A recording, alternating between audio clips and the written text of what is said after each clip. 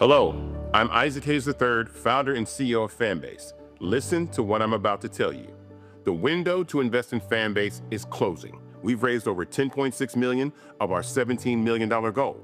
That means there's room for less than 6,370 people to invest in Fanbase for the average amount.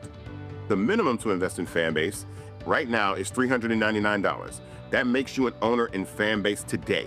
Go to startengine.com/fanbase to invest. Why? Because current social apps have taken advantage of users for far too long, with content suppression, shadow banning, harmful racist content, and no real tools for monetization and equity. Fanbase has over 1.4 million users and counting, allowing anyone to reach all their following and monetize their content from day one. Social media is the new TV, and whoever owns the apps that distribute that content have the opportunity to own potential billion-dollar companies. While big platforms with uncertain futures are failing to serve their users, Fanbase is stepping up to fill the gap. Don't wait until it's too late. Invest now, invest for yourself and your future. Go to startengine.com/fanbase and own the next generation of social media.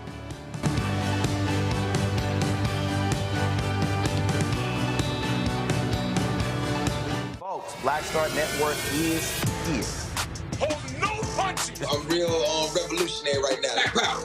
Support this man, Black media. He makes sure that our stories are told. Thank you for being the voice of Black America, Roland. Stay black. I love y'all. All momentum we have now, we have to keep this going. The video looks phenomenal. See, this difference between Black Star Network and Black-owned media and something like CNN. You can't be Black-owned media and be scared. It's time to be smart. Bring your eyeballs home. You dig?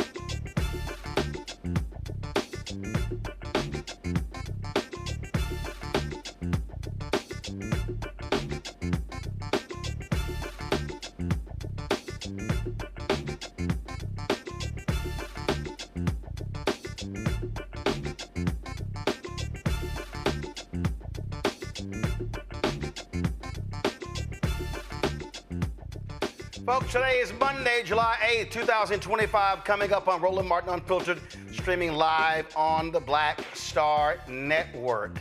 Supreme Court clears the way for Donald Trump to restart massive layoffs across nearly 24 federal agencies. Also, speaking of these idiots, they're now signaling that able-bodied adults on Medicaid may soon be expected to replace undocumented farm workers. Then they say those same farm workers, yeah, y'all ain't getting amnesty. Proposed changes to the public service loan forgiveness program could significantly impact borrowers, especially African Americans We'll talk with an expert about that. Plus, the ladies of Crimson and Cream are taking over Washington, D.C. Delta Sigma Theta has their 57th National Convention here. We'll talk with their international president about their gathering. Plus, in tonight's Shop, BlackStarNetwork.com marketplace will spotlight Leafy, an eco-friendly brand that's reinventing everyday essentials, starting with, yes, bamboo toilet paper. Plus, how did a provision allowing you to deduct gambling losses get into the Republicans' big, beautiful bill? Told you they're frauds. It's time to bring the funk. I'm Roland Martin Unfiltered on the Black Star Network. Let's go. He's got it. Whatever the miss, he's on it. Whatever it is, he's got the scoop, the fact, the find. And when it breaks, he's right on time and it's rolling. Best believe he's knowing. Putting it down from sports to news to politics. With entertainment just for kicks, he's rolling. It's on go, roll, roll, y'all. It's Roland Martin, yeah. Rolling with Roland now. He's funk, he's fresh, he's real, the best, you know he's Roland Martin now.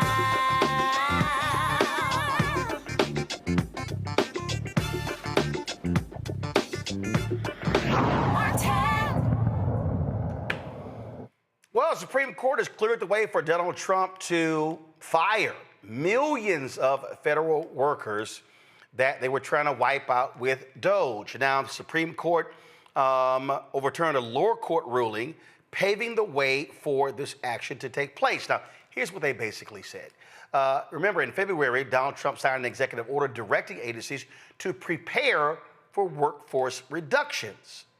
Supreme Court says that's likely lawful, thus allowing those layoffs to proceed. However, Supreme Court Justice Ketanji Brown Jackson strongly disagreed. She was the only justice to dissent, criticizing the court's decision as hubristic and senseless. She said it's the wrong decision at the wrong moment, especially given what little this court knows about what is actually happening on the ground. She argued that her colleagues were making judgments from a, quote, lofty perch far from the facts. She also cautioned the court that they lack a real understanding of the current situation on the ground and described this ruling as the wrong decision at the wrong time. Now, keep in mind, Justice Sonia Sotomayor, who often rules along with Jackson, she agreed with the rest of the court, saying that the problem is what's before the court is not the actual plan, saying they have been presented with one. This, though, is devastating news for a number of federal workers, and this could cause more chaos. My panel, Dr. Mustafa Santiago Ali, former senior advisor for environmental justice at the EPA out of D.C., Dr. Larry J. Walker, associate professor, University of Central Florida out of Orlando, and social justice leader and movement strategist, Talik Muhammad, who joins us as well from D.C. Mustafa, I'll start with you. You've been one of those federal workers working in one of these agencies, and what we know is that lots of people have been despondent, or unsure. This impacts not only the workers, their husbands, their wives, their partners, their girlfriends, their boyfriends, whatever you want to call them, their children, folks in college. People don't understand what it means when you do mass layoffs like this. You are causing a significant amount of harm up and down the board.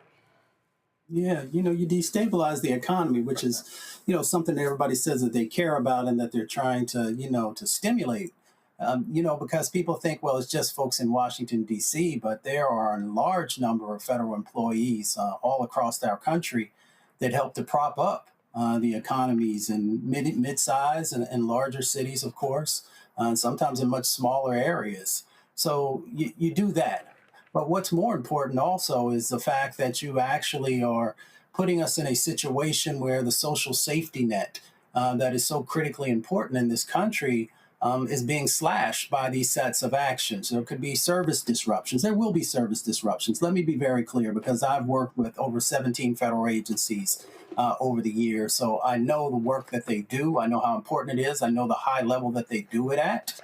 So whether we're talking about healthcare or Social Security, Veterans Affairs, a number of different agencies and departments play a critical role in making sure that those services are out there. The other question that folks should be asking in this moment, based upon this Supreme Court decision, is about the power balance or power imbalance, if you will, because Congress traditionally has been the one who makes decisions about restructuring or building federal agencies. But now we have given deference to this administration, which sort of rules through executive orders. I remember when folks said executive orders don't really have the power of law, but now, because of the silence from folks on Capitol Hill, you're giving an individual who has no idea what's going on.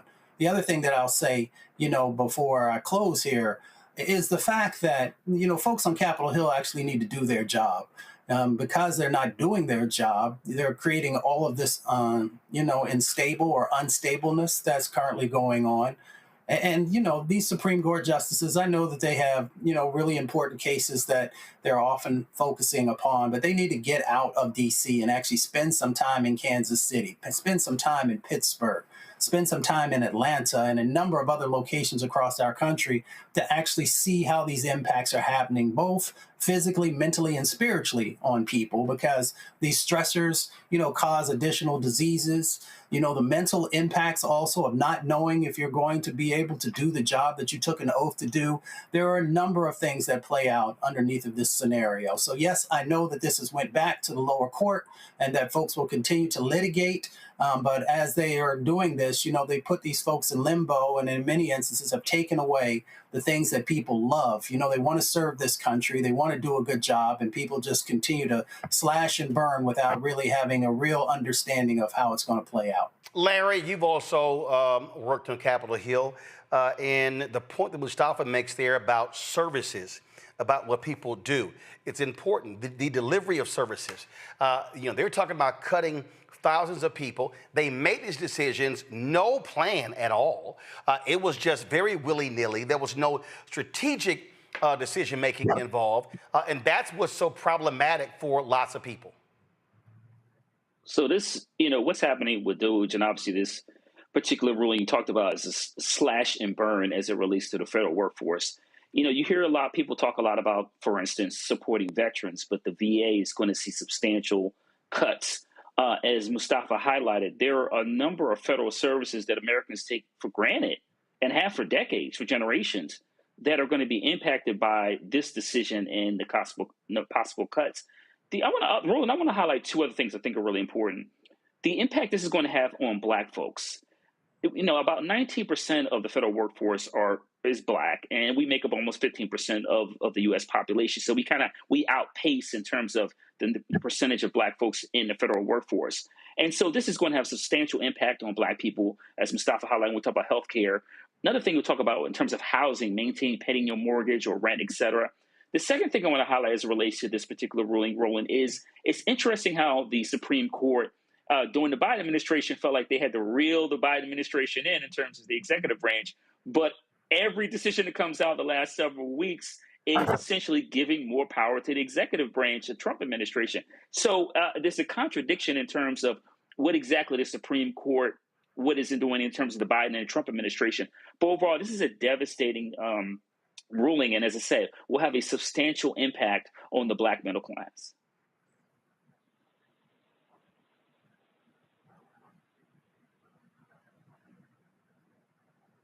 Tyler, one of the things that I think we need to recognize here, and this is something that you've heard people say, this is a perfect example of what happens when you exact an agenda. And let's be perfectly clear that if a Democratic president did what Donald Trump is doing, there will be howls and screaming from right-wing media and Republicans, and probably some Democrats too.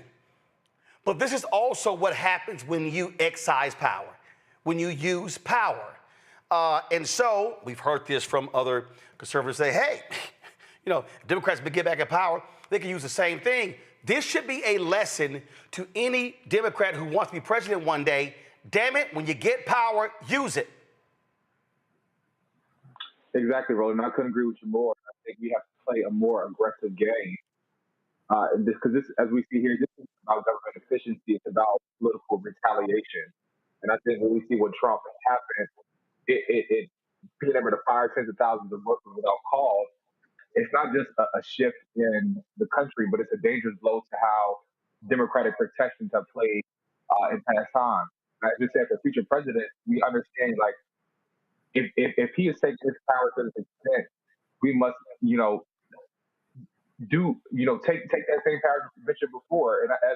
And as even mentioned by our panelists, this is affecting many Black and brown workers who have historically relied on civil service jobs as pathways to the middle class. And I think this could dismantle these safeguards to really be loyal to one man or one party. And I think it's definitely a blow. Again, I just want people to understand when you get power, you use it or you lose it. And that's what we're seeing right here. All right, folks, got to go to a break. We come back. We'll talk with the international president of Delta Sigma Theta. They're going to have more than 20,000 Deltas here in the nation's capital for their biannual convention. And we'll talk about what their agenda is, especially this MAGA hellhole we're living in. You're watching Roland Martin Unfiltered right here on the Black Star Network.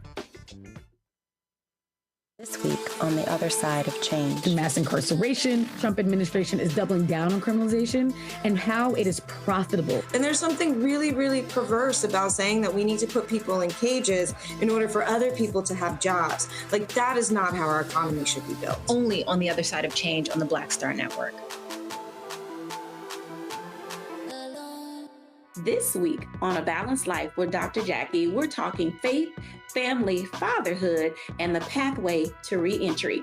Most of us, in some way, shape, form, or fashion, have had someone in our lives, whether it was a grandfather, a father, an uncle, a brother, or a cousin, who has been incarcerated or justice impacted.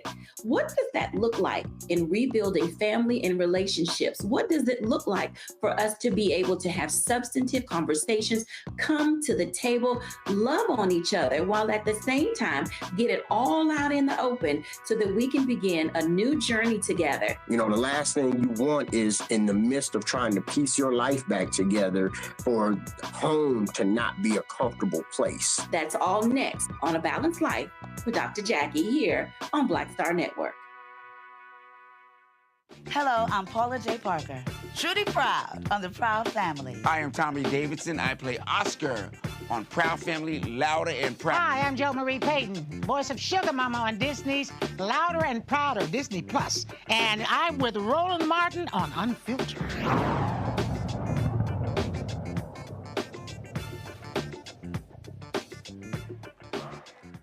All right, y'all. Lots of red and white here in the nation's capital. Now, one of my little producers, it's crimson and cream. Whatever, it's red and white.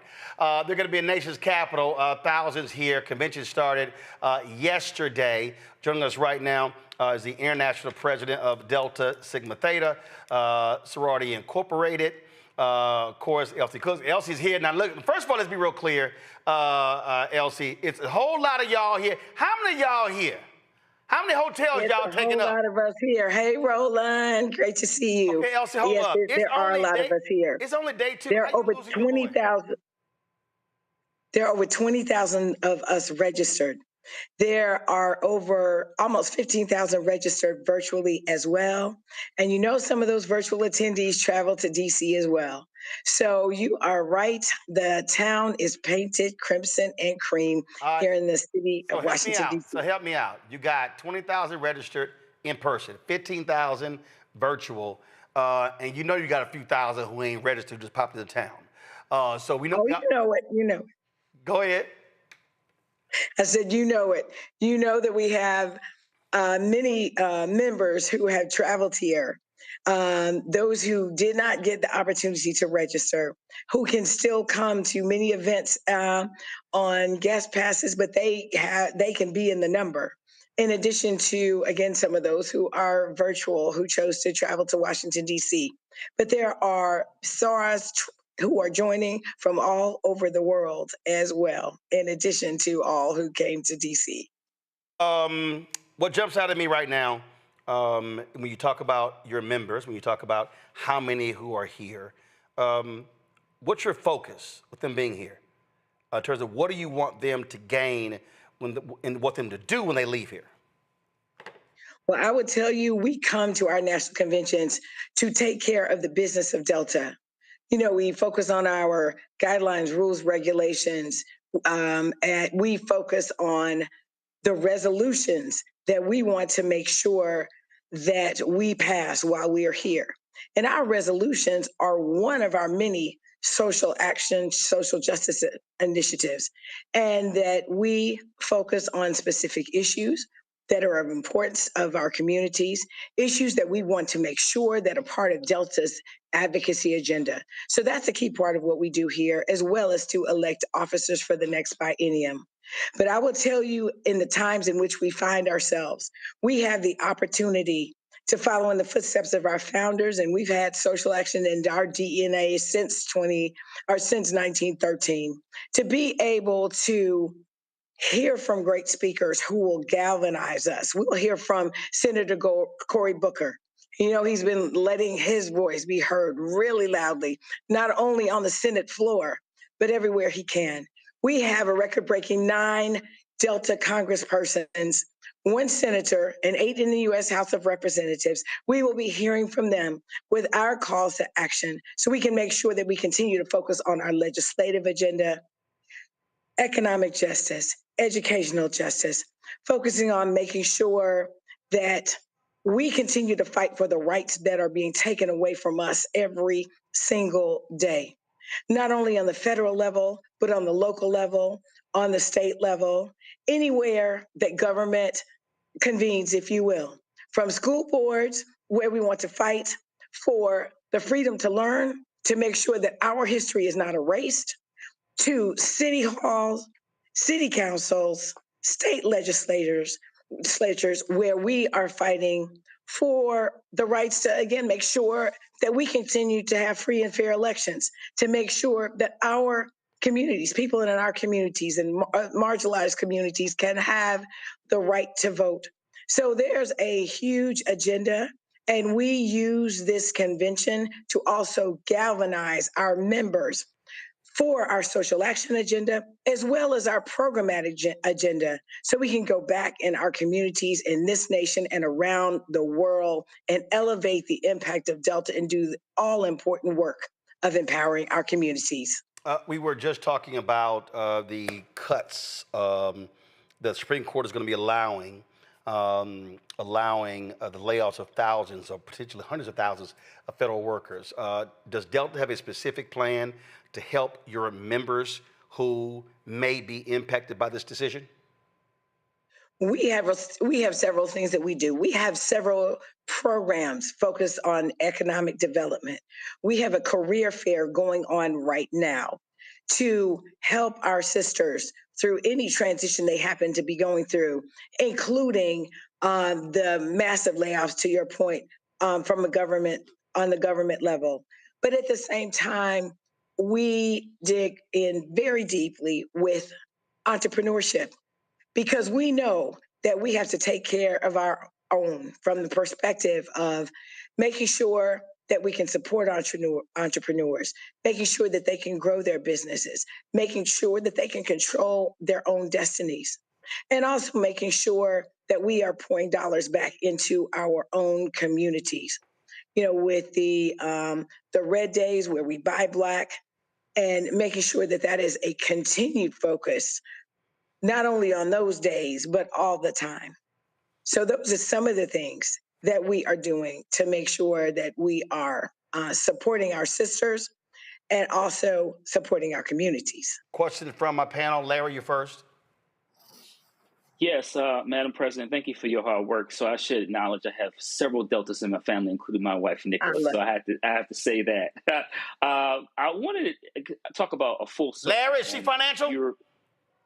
Yes, she is. Yes, she is. That is a good question, Roland. I love it. I love it. Don't start saying, give me a Larry, you don't understand. Delta's hardcore. They would have checked her information as soon as the interview was over. So, you talk about the women's suffrage movement and your involvement in that point in Washington, D.C., and now you're back in Washington, D.C. And I wonder if you could, particularly considering the political, the moment where we're dealing with the politics, and when you reflect on, your founder's involvement in the suffrage movement and today, what are some of your thoughts leading into the convention the next couple of days? I will have to tell you, whenever we come back to the birthplace of Delta Sigma Theta, it is a special moment. But I will tell you, it also feels different this time. Because when we think about the courage of our founders during a time that they fought for women's suffrage, even when they did not get the right to vote until the Voting Rights Act in 1965, if you think about it in widespread numbers. When we think about that, and when we think about the fact that we seem to be going backwards instead of forwards in this country, we want to make sure that we continue to do things to meet the moment, but doing things that are relevant for 2025. Whether it's peaceful protesting, all the way to making sure that we continue to focus, and we're doing it state by state now, since there's no national legislation on the table as we currently speak, to protect voting rights. So we've had lawsuits in Texas, and we were co-plaintiff along with LDF, and we prevailed in a couple of the provisions to make it easier and not harder to vote. We engaged in a lawsuit in Georgia around voting rights, one in the state of Mississippi, DeSoto County, around redistricting. So we're trying to make sure that we're fighting on every front, not just in the streets, but in the courts and everywhere we possibly can. So we want to continue to do what we can to meet the moment. We will galvanize our members here. We're coming together in many different areas, not just our meetings, but we'll be coming together right there on the campus of Howard University on Wednesday with our welcome event. And we'll use that as an opportunity not only to welcome SARS home, but to remind them of the rich legacy we have in social action, and to make sure that we are galvanizing for the moment and the days and the months ahead. Mustafa? Well, Madam President, thank you for 112 years, you and all the SOARs who have been doing amazing work. I know your priorities fairly well, since most folks in my family are Deltas.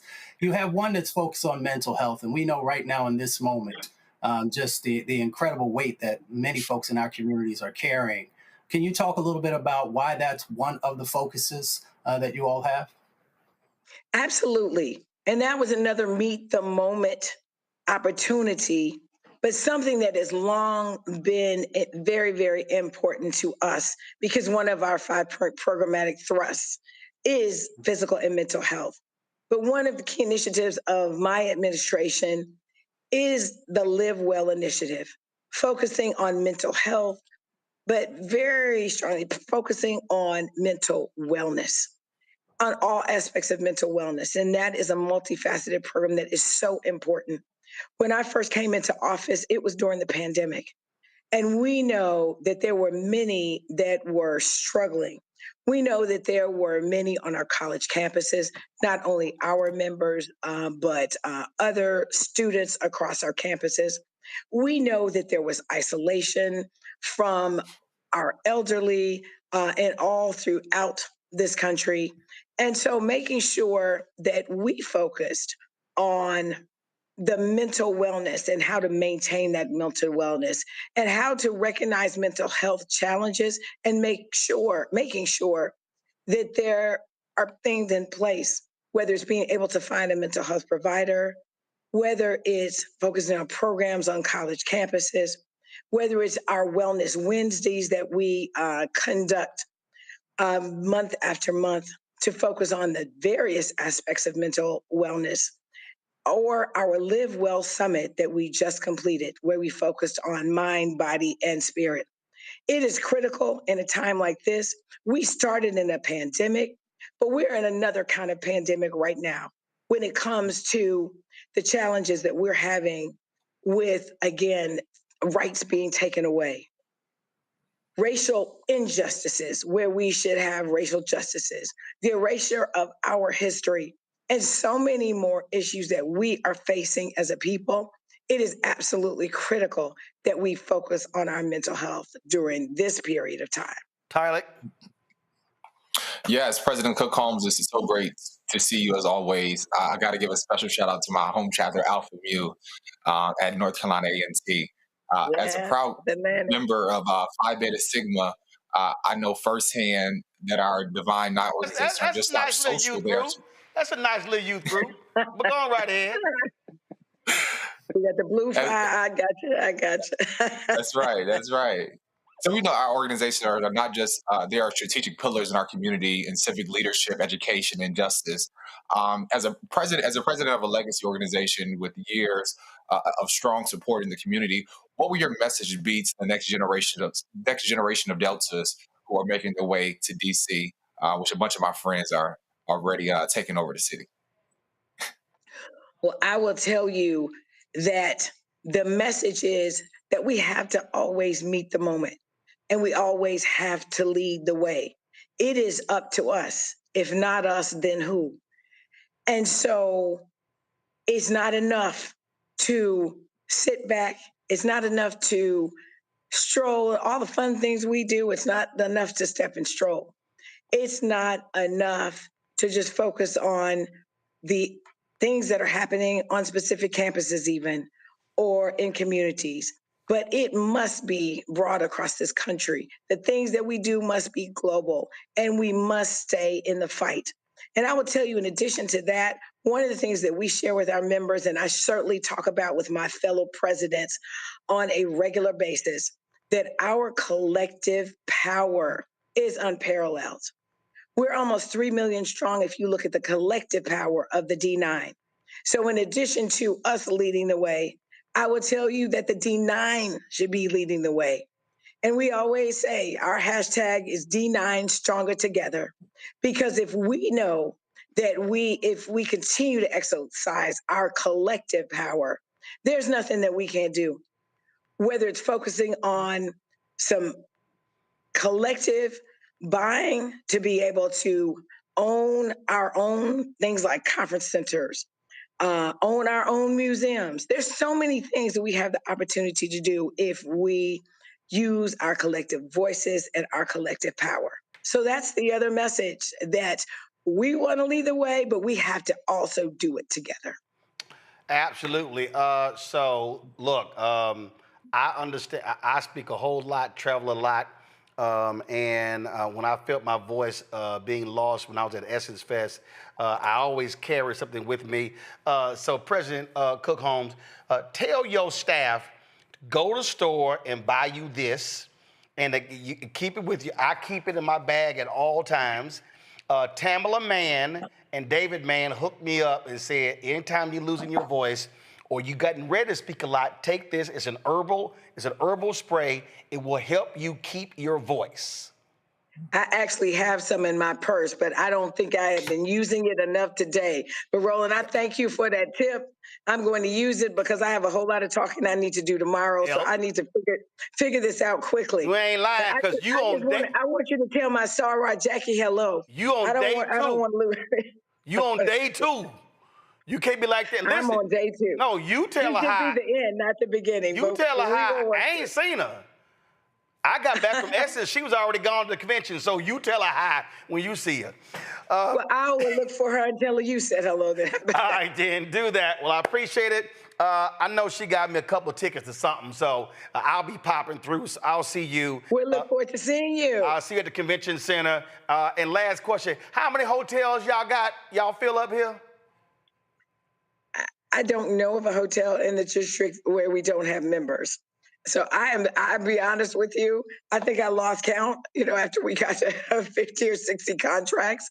But I would tell you, there is not a place within the district, not just the downtown area, but as far north as, the hotels that are almost to Maryland. So there you go. We're all over, and we know that we have SARA staying in Virginia and Maryland too. All right, then, President Cook Holmes, we appreciate it. Good luck to a great week. Thank you. Thank you so much. All right, thanks a bunch, folks. We're going to go to a break. We come back, more on Roland Martin Unfiltered. Don't forget, support the work that we do. Join our Bring the Funk fan club. Your work is critical to what we do. So if you want to contribute via Cash App, do so right here. Go to use the Stripe QR code. And, of course, click the Cash App button to contribute. Checks in money order. Make it payable to, first of all, Roland Martin Unfiltered. Send it to P.O. Box 57196, Washington, D.C. 20037-0196. PayPal, R. Martin Unfiltered. Venmo, RM Unfiltered. Zelle, Roland at RolandSMartin.com. Roland at RolandMartinUnfiltered.com. We'll be right back. Next on the Black Table with me, Greg Carr, the enigma of Supreme Court Justice Clarence Thomas. What really makes him tick? And what forces shaped his view of the world, the country, and Black America? The answer, I'm pretty sure, will shock you. And he says, people think that I'm anachronistic. I am. I want to go backwards in time in order to move us forward into the future. He's very upfront about this. We'll talk to Corey Robin, the man who wrote the book that reveals it all. That's next on the Black Table, only on the Black Star Network. Hey, what's up, y'all? I'm Devon Frank. I'm Dr. Robin B., pharmacist and fitness coach, and you're watching Roland Martin Unfiltered.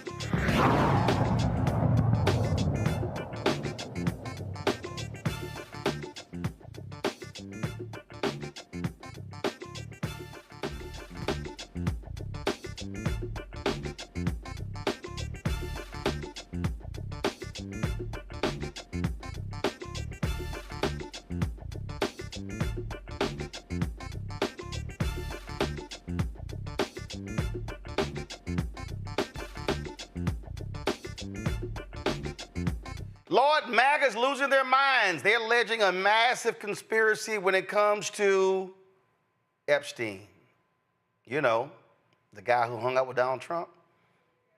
Remember this photo right here? Donald Trump claimed he didn't know him. Well, we know that's a lie.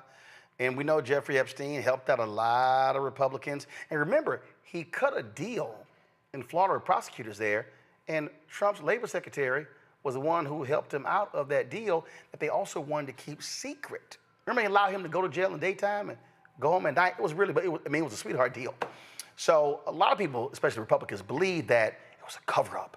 And who are the names? Now remember, Pam Bondi, when she came as Attorney General, she was like, I have it, the list on my desk. But then now they claim, oh no, there's no list. And again, MAGA is losing its mind. So today, at the cabinet meeting, a reporter asked Trump about it, and I swear, he almost soiled the adult diaper he's wearing.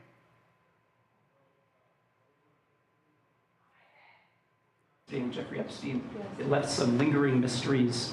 One of the biggest ones is whether he ever worked for an American or foreign intelligence agency. The former labor secretary, who was Miami U.S. Attorney Alex Costa, he allegedly said that he did work for an intelligence agency. So could you resolve whether or not he did? And also, could you say why there was a minute missing from the jailhouse tape on the night of the stabbing? Yeah, sure. If Pam, could I just interrupt for 1 second? Are you still talking about Jeffrey Epstein? This guy's been talked about for years. You're asking, we have Texas, we have this, we have all of the things. And are people still talking about this guy, this creep? That is unbelievable. Do you want to waste the time, and do you feel like answering? I don't mind answering. I mean, I can't believe you're asking a question on Epstein at a time like this, where we're having some of the greatest success and also tragedy with what happened in Texas. It just seems like a desecration, but you go ahead.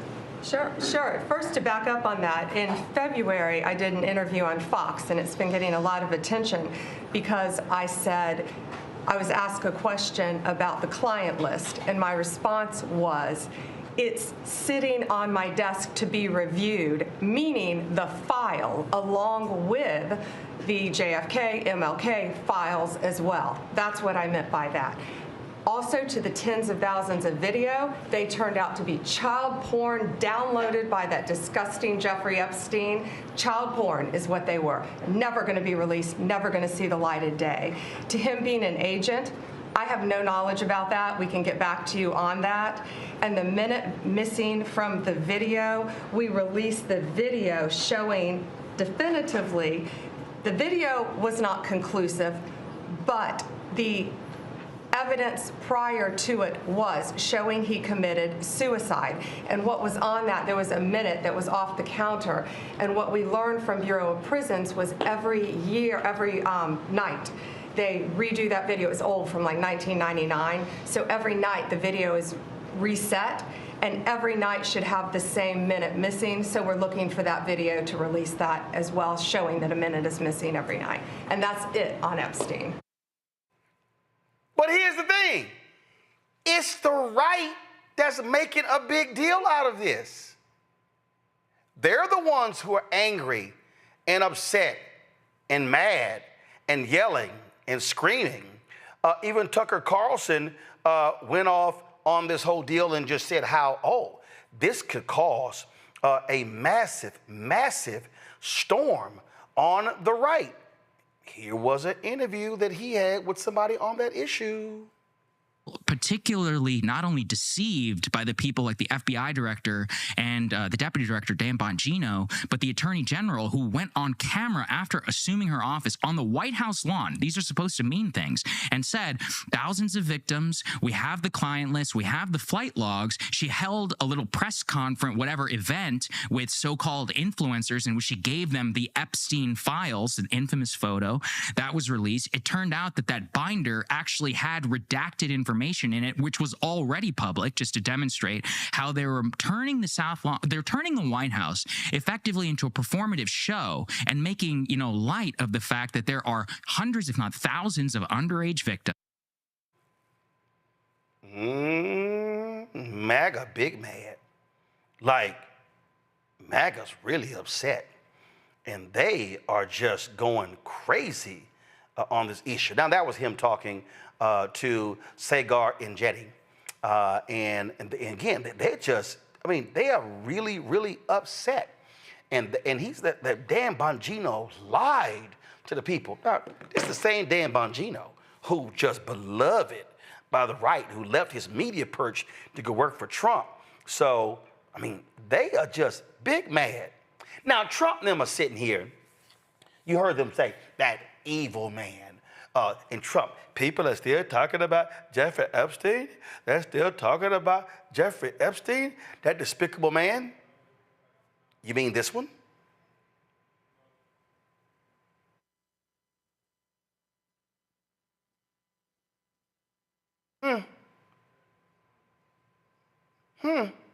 Who's that to the right of Trump? Jeffrey Epstein. Look quite chummy, huh? Boy, look at having a grand conversation. Chummy, chummy, chummy, chummy, chummy. But they're like, that despicable man.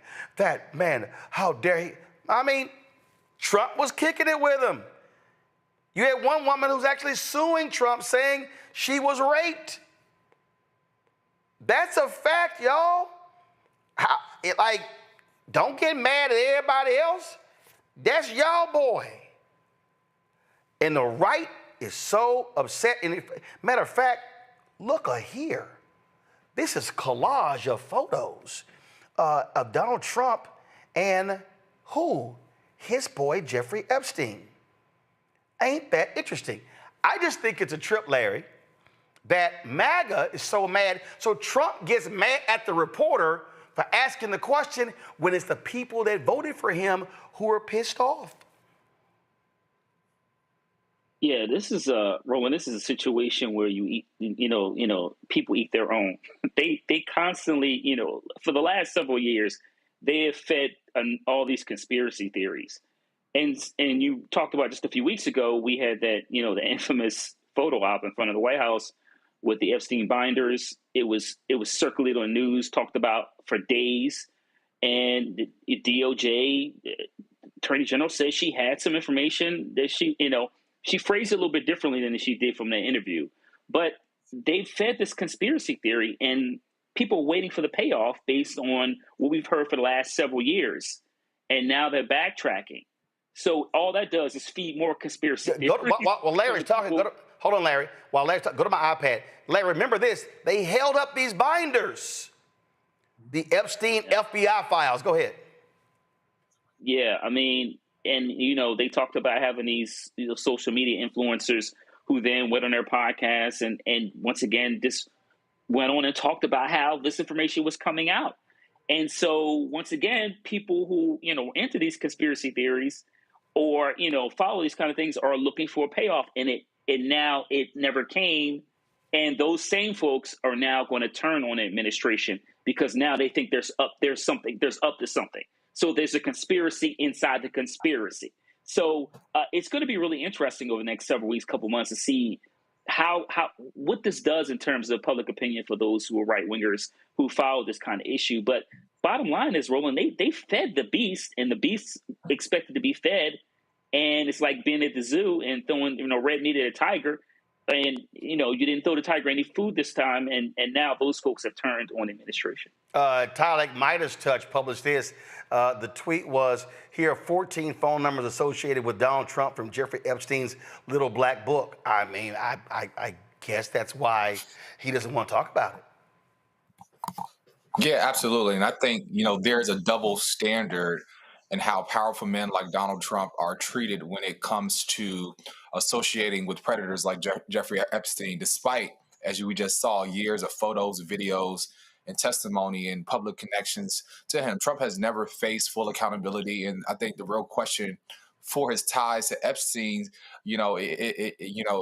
is dangerous. And I think the silence of his administration and his silence sends a chilling message that if you're rich, if you're well connected, and if you're white, you get to walk away free while survivors carry the weight. As you said before, even the survivor who came out, or as we look at how Trump has talked about treating women, and I think he has not faced full accountability, and I think it just sends a chilling message that many of us have already known to be true. This is Brian Shapiro. Was on Piers Morgan's show, and of course, all of these little Trump defenders who always complain. Mustafa, listen to what Shapiro lit them up on, and he's absolutely right. When Haba did your show, where did she get that information from? Where did that come from back in February? I would also say to Pam Bondi, she lied on Fox News, or maybe she was telling the truth. She said she had a list that was on her desk, Piers. Where did that list go? Was she lying? Was that made up? And I'd also say thirdly, and I know this is something that Jack probably doesn't want to bring up, but the fact of the matter is that Jeffrey Epstein's on audio saying at one point Donald Trump was his best friend. We also know that Donald Trump was on the Epstein flight log 7 times. We learned that in the Maxwell case. So I don't think it's a stretch to say maybe Donald Trump might be somewhere in these files. Maybe. We don't know that for sure, but I know if it was the other way around, and if it was Joe Biden that was best friends with Jeffrey Epstein at one point, that's all Jack and MAGA Republicans would be talking about. I think Donald Trump is on this list, and I think Donald Trump is in these files, and I think the Trump administration is here we go. Is hiding something. That is all right. When Haba did your show, where did here's the thing that cracks me up, Mustafa. Trump, you asked that question. This feels like desecration. Oh. So now all of a sudden, you want to talk about the more than 100 people killed in the floods in Texas, and the fact that 161 people are still missing. So now you want us to focus on that. So you don't want to answer any questions about that. Maybe that's Mustafa, because when the flood was happening, look who was golfing. 3 days ago, he's on his way to play golf. But now you don't want us asking about these things because because of great things happening and the flood in Texas. No, it's called the First Amendment. We can ask any damn thing we want. And at some point, I wish one of these reporters would actually say, hey man, we can ask what the hell we want, whether you like it or not. Yeah, exactly. And, the fact that we can multitask, we can take in multiple types of information and be able to analyze it and make some decisions for ourselves, is interesting. We know that Trump hung out with Epstein, that Trump partied with Epstein, as the gentleman said. His name also appeared 7 times on the flight logs. We know that Epstein was 17 times. 17 times on the flight log.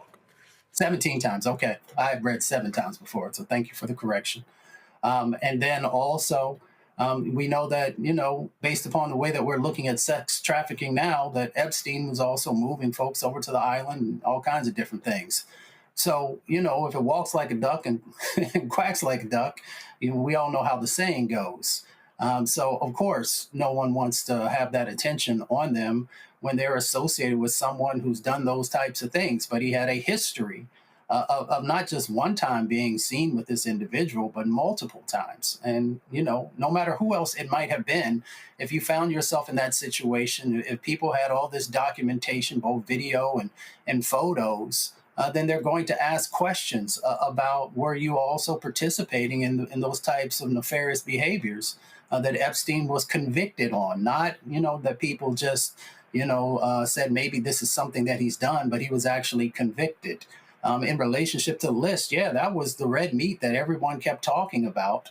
And we're really interested in whose name's on the list. I can't tell you how many times, people would make, guesses about who might be on there. And of course, Trump's name came up along with a number of other folks. So you can't get upset if you are going to, affiliate with individuals who do those types of behaviors, criminal behaviors. And if you're going to sit here and trash Hillary Clinton or Obama or Biden or Harris, then you got to own it. Now, I heard Shapiro say 17. The one lawyer said Trump said it was 7 times on the flight logs. I'm going to double check that. But I do want to read this quote. This is from a New York Magazine story.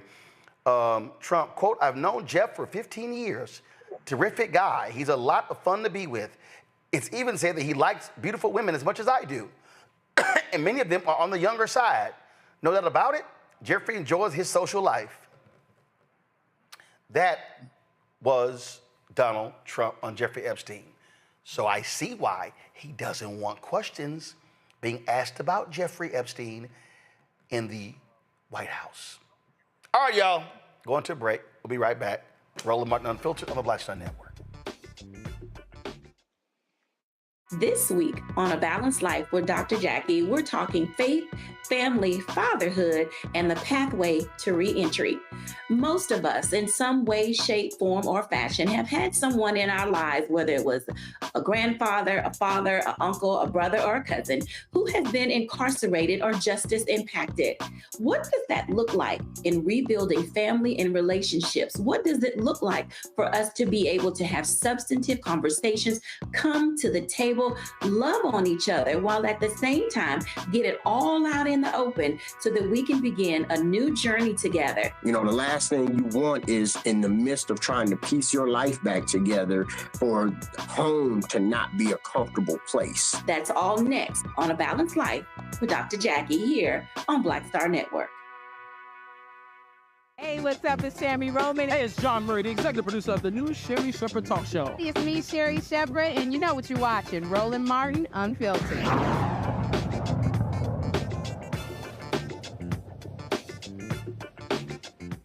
Folks, the Georgia chapter of the Sons of Confederate Veterans is suing a state park over its plan to create an exhibit addressing slavery, segregation, and white supremacy. The lawsuit focuses on racist Stone Mountain, which features a monument depicting racist Confederate President Jefferson Davis, white domestic terrorist General Robert E. Lee, as well as white domestic terrorist racist Thomas Stonewall Jackson, all on horseback. The monument was carved in 1915. In 2021, the Stone Mountain Memorial Association voted to relocate the Confederate flags at the monument and to build a, quote, truth-telling exhibit. This exhibit aims to inform visitors about the site's role in the revival of the Ku Klux Klan and its segregationist roots. It will also discuss how Confederate groups, including the Sons of Confederate Veterans, promoted the racist lost cause ideology, which portrays slavery as a positive institution. The Sons of Confederate Veterans argue that relocating the Confederate flags violates Georgia law and that altering the monuments to fit the present political climate is illegal. They believe these charge changes are an attack on their history and show disrespect for Confederate soldiers. Okay, first of all, last I checked, they're not altering the monument, even though yours truly believes blow that shit up. But to say that you have a visitor area, telling the truth, Mustafa, I don't know what the problem is, because that's not altering the monument. It's actually showing, as Paul Harvey would say, now the rest of the story. Yeah, and that's the point right there. You know, there's fear in truth, especially for those who know they're coming from a dark place. They're coming from a place of misinformation and disinformation. And we need to be able to set the record straight. And people have a problem with that because they want to create their own narrative, even when it is a false narrative. So, you know, I hope that folks continue to move forward on making sure that everybody who visits has a real understanding of, you know, all the trauma that was a part of slavery and the truth about what it really was. Because if you don't do that, then people will, you know, continue to paint it in a picture that is not what our people actually experienced. Cannot stand, Larry, truth. What they still want is white his story and not truthful history. Yeah, Roland, we need to make it real clear about, you know, when I think about my enslaved ancestors, what they had to endure, the trauma, the rape, etc. No, we need to tell the truth. I mean, isn't that what the country's all about today? We're about truth telling, right? So you have to. This country struggles with its history, and you know, I always tell people I'm first generation post Jim Crow.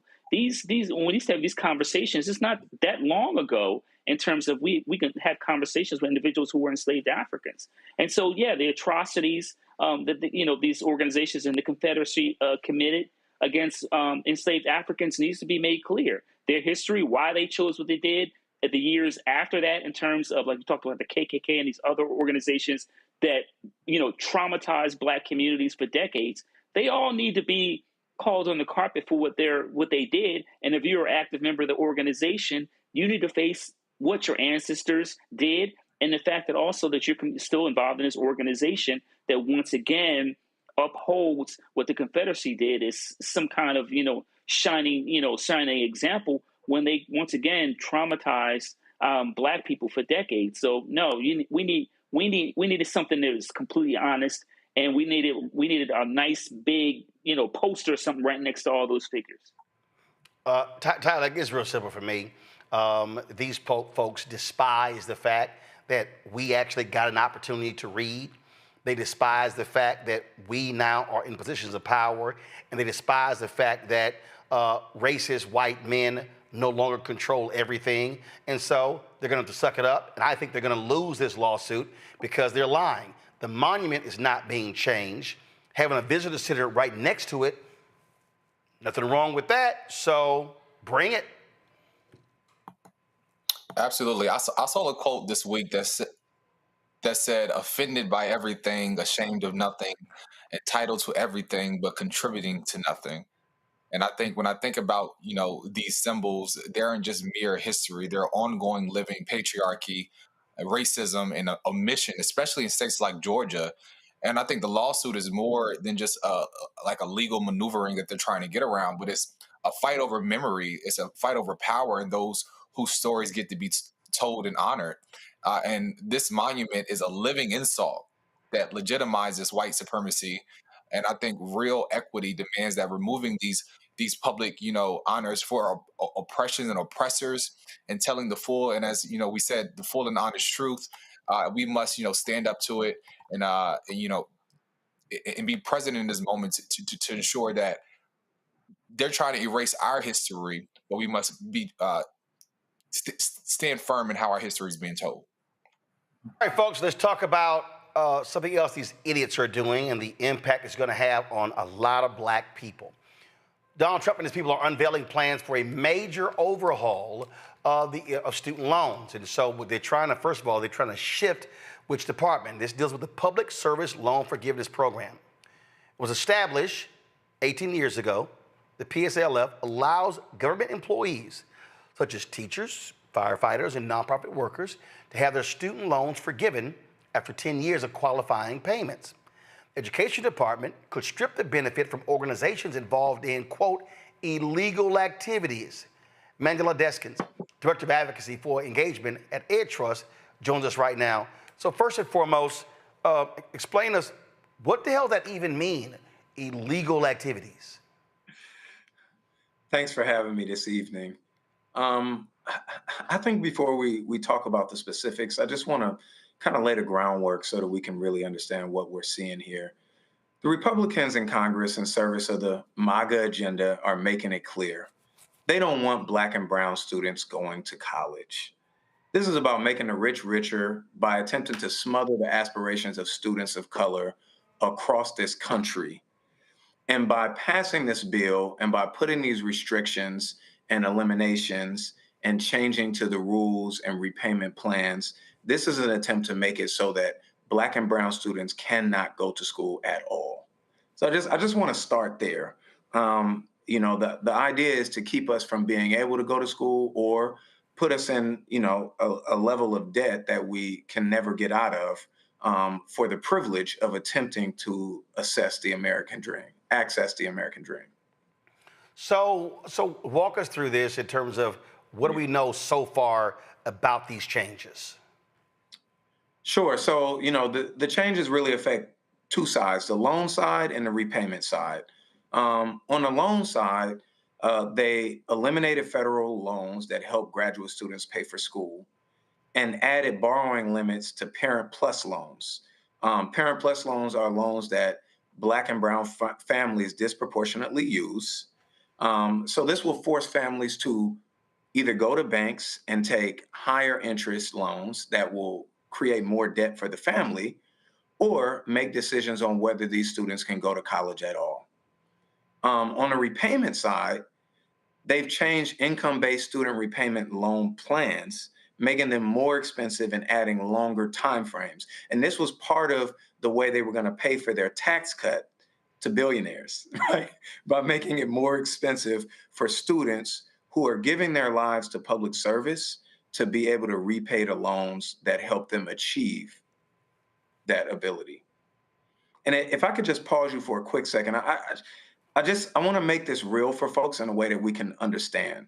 You know, I attended college, Florida A&M University, as a first-generation low-income student, and I graduated with over $50,000 in debt. Now, when you look at why I was low-income, you might want to look at my grandmother being a sharecropper, or my mother picking cotton as a kid on that same plantation. But alas, you see me, I was able to make it to college. By the time I was able to start repaying my loan, I struggled to find employment, as many students do. And as a first-generation student, I didn't have a lot of family help to help me move forward. So by the time I was able to start repaying my loan had ballooned to over $80,000. By the time I was able to get on an income-based repayment plan, it went over to $100,000. Now, I'm here to say that public service loan forgiveness helped me. It helped me get out of a debt that would have saddled me for the rest of my life, a debt that I had because I spent my entire career fighting for people who look like me, who came from the circumstances that I came from, so that people could have the ability to achieve what we call this American dream. This is what these changes did. They are taking that ability away from further generations of students who are coming from backgrounds like me, trying to give their life. All right, looks like our guest is frozen, so we're going to try to reconnect with him. So let's see here. I see it spinning. Mandela, you still there? Sorry, can you hear me? Yeah, you actually froze there, but go ahead, keep going. Oh, I don't know where I froze, man. I was just getting into it. Well, again, we were talking about in terms of how this thing is being put together and who is going to affect. First of all, you know, when do these changes start? I mean, is it right now, What must folks do to prepare themselves? Yeah, for sure. So the changes start right now. Folks are already seeing their repayment plans change. They're already seeing a raise in the amount of money that they have to pay. They're already seeing hits to their credit scores. And then as far for the repayment side and for the loans, this is for any future borrowers. So these are for students whose kids have did everything they were supposed to do and were able to get into college for this fall in 2025. They're going to have to deal with the consequences of this and the limitations on how much money they can borrow. And it will also affect the students who have already graduated, who are starting to repay their loans. Now they're going to have to give more and more of their income to be able to keep this from hitting their credit or defaulting or hurting them financially as they sit under this debt burden. Questions from the panel. Tyler, you first. Yeah, absolutely. As we know, I say education is a right, not a privilege, and no one should have to choose between groceries and a loan repayment just for wanting to learn. My question for you would be, what does this pause in payment tracking mean for borrowers who have already dedicated years towards forgiveness from a lot of these, like firefighters, teachers, and police officers? Yeah, absolutely. So, as what we often see with this current administration, there's a lot that is opaque, things we don't quite know yet, but we know that they will probably not be legal. But that hasn't stopped anything before. What we know right now is that people are now unable to check their payment status, where you used to be able to see how close you were to public service loan forgiveness. We know that some portions of public service loan forgiveness have went away. The true fallout, what we will see in total from this, we don't know yet. But what we do know is all of those folks, whether you talk about teachers, whether you talk about civil rights activists, whether you talk about folks who work in the public sector, all of those folks should be very concerned. And there are some actions that we think that folks can take, but I want to pause because we didn't get to that yet. Larry? Yeah, thank you for all your work at Air Trust, and I want to give a shout out to your CEO, my friend Denise Fort, while we're having a conversation. Yes, sir.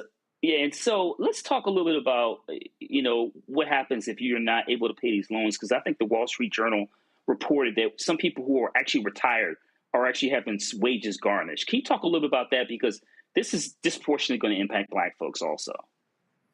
Oh, absolutely. So we are seeing wage garnishment actually happen. We are seeing folks take major hits on their credit for being delinquent in their loans.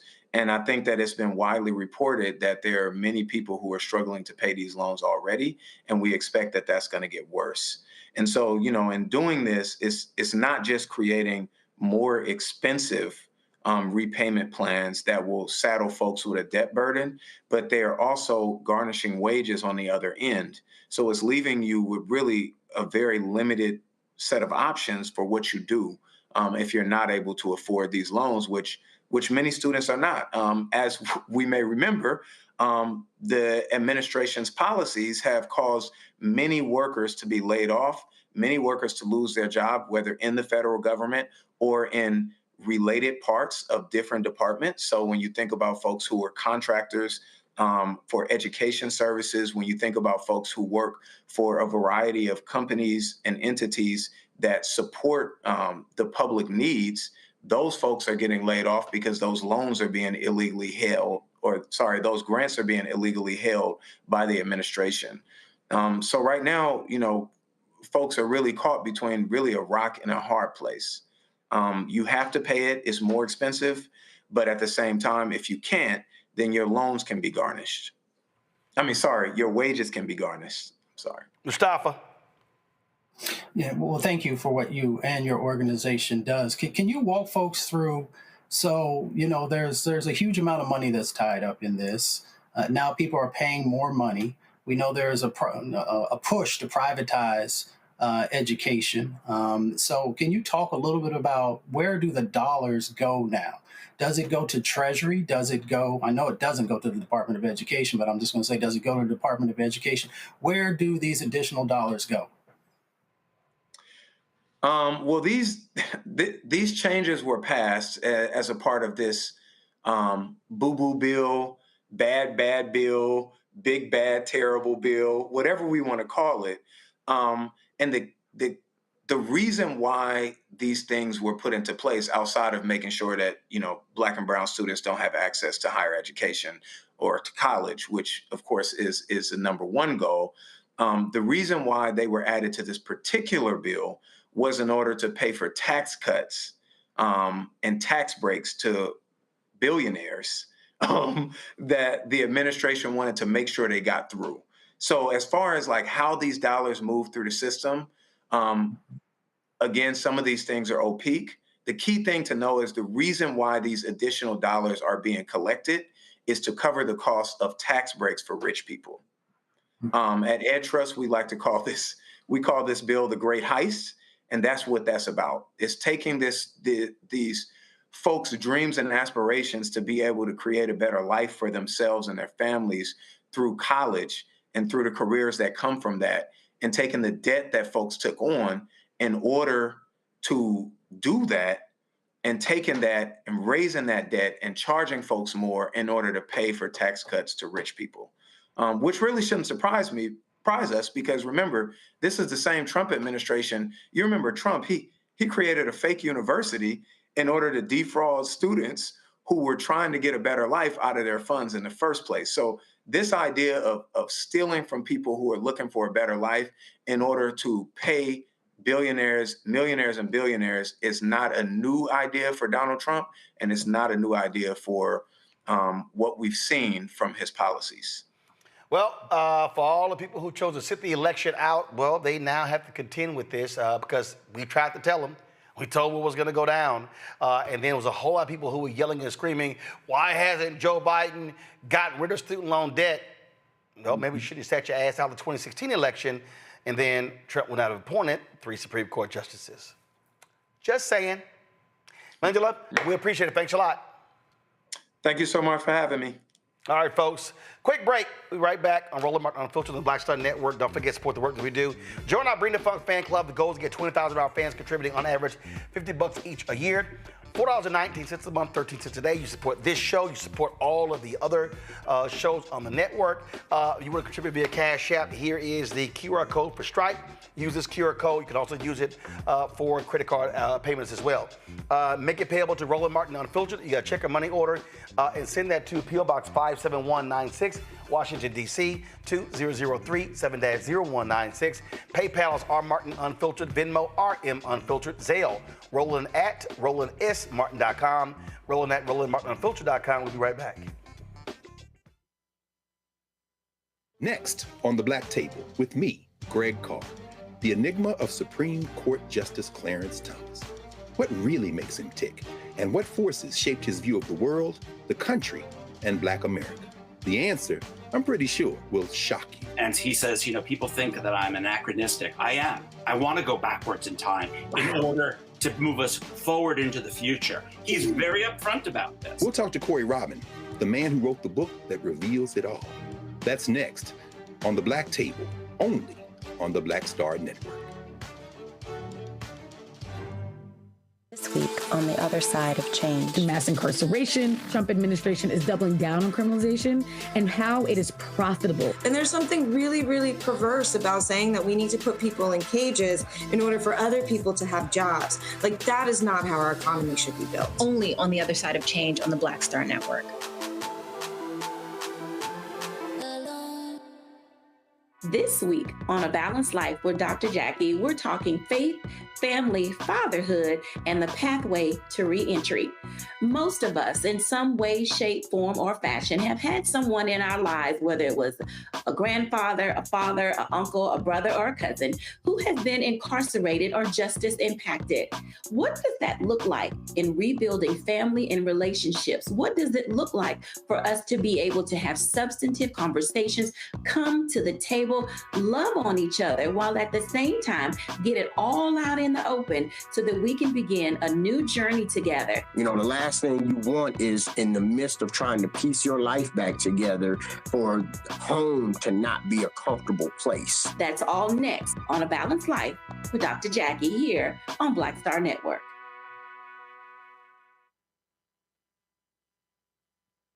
Hello, we're the Critter Fixers. I'm Dr. Bernard Hodges. And I'm Dr. Terrence Ferguson. And you're tuned in to Roland Martin Unfiltered.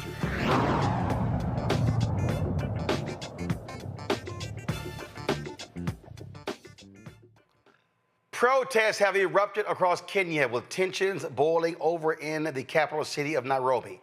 11 people have been killed, more than 560 arrested during widespread anti-government demonstrations, according to police. Fueled by anger over corruption, police brutality, and a soaring cost of living, protests broke out Monday in 17 counties.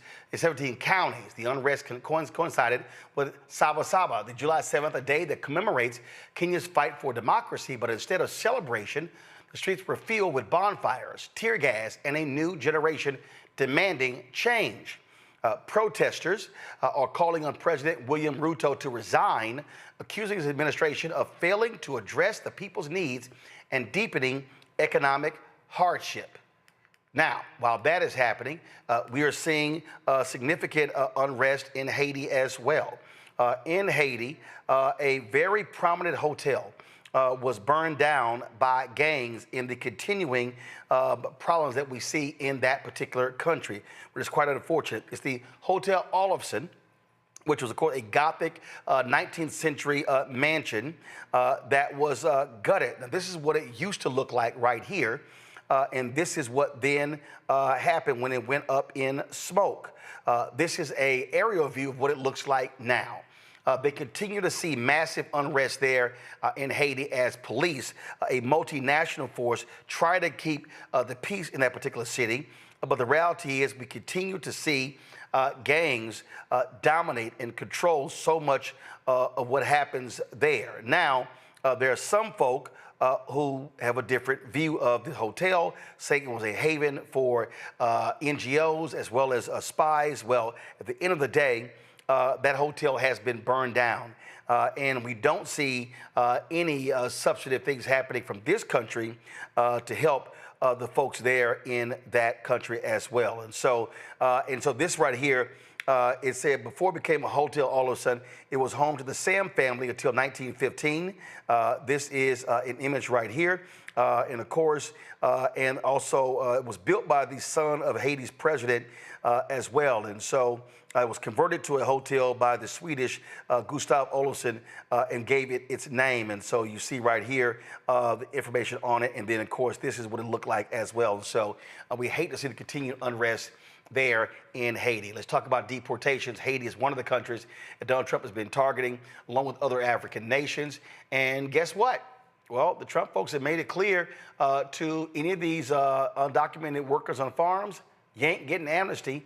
Also, they're attacking folks who they call able-bodied Americans on Medicaid, in fact saying that they may force them to take jobs filled by undocumented farm workers. Listen to the Agriculture Secretary, Brooke Rollins, saying that 34 million able-bodied people on Medicaid could serve as potential labor force for farms. There's been a lot of noise in the last few days and a lot of questions about where the president stands and his vision for farm labor. The first thing I'll say is the president has been unequivocal that there will be no amnesty, and I think that's very, very important. I and the rest of our cabinet certainly support that, effectuate that, and make sure that happens every single day. The second thing, to your question about mass deportations, the president and I have spoken about that once or twice, and he has always been of the mindset that at the end of the day, the promise to America to ensure that we have a 100% American workforce stands, but we must be strategic in how we are implementing the mass deportation so as not to compromise our food supply. Ultimately, the answer on this is automation, also some reform within the current governing structure, and then also when you think about there are 34 million able-bodied adults in our Medicaid program. There are plenty of workers in America, but we just have to make sure we're not compromising today as especially in the context of everything we're thinking about right now. So no amnesty under any circumstances. Mass deportations continue, but in a strategic and intentional way as we move our workforce toward more automation and toward a 100% American workforce. Really? This initiative is part of Trump's One Big Beautiful Bill, which introduces the first ever federal work requirements for Medicaid recipients. I really can't wait to see, Larry, a lot of these white folks being sent to farms. Yeah, so the reason why you have migrant workers, among others, obviously making a serious contribution to our economy, is that Americans don't want these jobs, Roland. And that's just the bottom line. This is hard work. And so what you hear the secretary describing is like is servitude. And let's be clear about what we're hearing here. The other thing is really interesting about this comments about those individuals who are on Medicaid is that they're talking about a lot of their voters. And I don't think when a lot of this language is used, the way they switch it up, I don't think when they talk about people being at home and lazy, et cetera, they're talking about a lot of their voters in red states. And I think those folks only hear immigrants and other people, but then they're talking about you and they're taking your Medicaid. And the other thing is, as it relates to this overall conversation, is it also talks about how they value other people's humanity. The majority of people, a significant individuals, a percentage of Americans work at jobs, but they don't even qualify for things like healthcare. So this is really more of an issue in terms of the economic healthcare structure, in terms of individuals not only making a living wage, but also providing with comprehensive healthcare. But we're not going to have that conversation because then that will force people to critique local, state, and federal government. So what you hear from the secretary, once again, is essentially describing some kind of servitude for Americans. And secondly, once again, Americans are not taking those jobs. Yeah, I mean, it's so you see, I saw this video here, 100 undocumented workers at Glen Valley Foods in Nebraska and got arrested. And so now the right is saying, oh, my goodness, it was packed. People were filling out forms for those jobs. Yeah, that's working at a plant. I'm telling you right now, Mustafa, these white folks ain't going to be in that heat picking no damn fields. Right. Most Americans, I've worked on farm worker issues of beginning in the early part of my career. So I know, I've seen personally how hard that work is. And it's interesting because when we talk about the folks who are on Medicaid, we're talking about people who are poor and sick and elderly and disabled and folks who are just trying to make it. I thought that they actually were going to go after the prison population. We're going to try and get them to do a lot of this work. But the reality of the situation is, you got a whole lot of people across this country, are dealing with opioid addiction and dealing with fentanyl, dealing with all these different types of things that, has already lowered their immune system, made them weaker. So you're going to put them out there in the fields when it's 100+ degrees, sometimes 110 degrees, working 12 hours, sometimes making, just literally pennies on the dollar. Americans are just not going to do that. I mean, there's just no way that you're going to be able to make that become a reality. And so when you make these they're not snap decisions. When these folks make these sort of decisions that have these huge ramifications, they're not fully thinking it through. They're assuming that people, as Larry said, are going to be okay with being indentured servants. But that's just not the case. Whether you're talking about folks in Appalachia, you're talking about folks that are in the Rust Belt, you're talking about folks that are down in the Black Belt, it's just not a reality. And of course, it is a whole lot of their folks. So they voted for this without probably having the full understanding that you are also sacrificable, because that's exactly what they're doing. They're finding people who they feel that they have no value, and they're going to try and push them into these very difficult jobs. And there's a reason why, folks demonize folks who are immigrants to our country. But the reality is that they're helping to hold up this economy. And now you are completely destabilizing it. And now they're going to be looking for the next set of scapegoats to push this capitalistic set of actions forward. Well, these right folks are not. So check this out. I'm going to read it first. This is from the American Business Immigration Coalition. I said I'm gonna read it first. Come to me before I play it. No. I'm gonna play it. Hold on. I'm gonna read it first.